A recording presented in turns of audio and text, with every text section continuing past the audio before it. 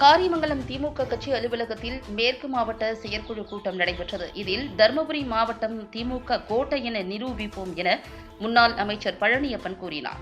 தருமபுரி மாவட்டம் காரிமங்கலம் திமுக கட்சி அலுவலகத்தில் மேற்கு மாவட்ட செயற்குழு கூட்டம் மாவட்ட அவை தலைவர் மனோகரன் தலைமையில் நடைபெற்றது. இந்நிகழ்ச்சிக்கு மாநில விவசாய அணி துணைத் தலைவர் சூட்டப்பட்டி சுப்பிரமணி, மாவட்ட பொருளாளர் முருகன், மாநில வர்த்தக அணி துணை செயலாளர் சத்தியமூர்த்தி, மாவட்ட துணை செயலாளர் ராஜகுமாரி ஆகியோர் முன்னிலை வகித்தனர்.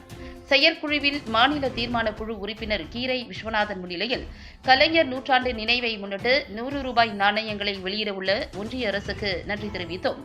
பேரூராட்சி கிராம பகுதிகளில் பொதுமக்களின் அடிப்படை தேவைகளான குடிநீர், மின்சாரம், சாலை வசதி உள்ளிட்ட அடிப்படை தேவைகள் நிறைவேற்ற கோரியும் அரூர் பாலக்கோட்டில் கலைஞர் நூற்றாண்டு நூலகம் அமைக்க வேண்டும், கலைஞரின் வெண்கல திருவுருவ சிலை அமைத்தல் உள்ளிட்ட தீர்மானங்கள் நிறைவேற்றப்பட்டன.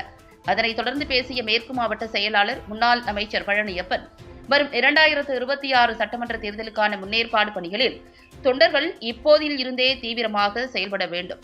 நடந்து முடிந்த நாடாளுமன்ற தேர்தலில் 40க்கு 40 தொகுதிகளை வென்றது போல தருமபுரி மாவட்டத்தில் உள்ள 5 சட்டமன்ற தொகுதிகளிலும் வெற்றி பெற்று தருமபுரி மாவட்டம் திமுக கோட்டை என நிரூபிப்போம் என கூறினார்.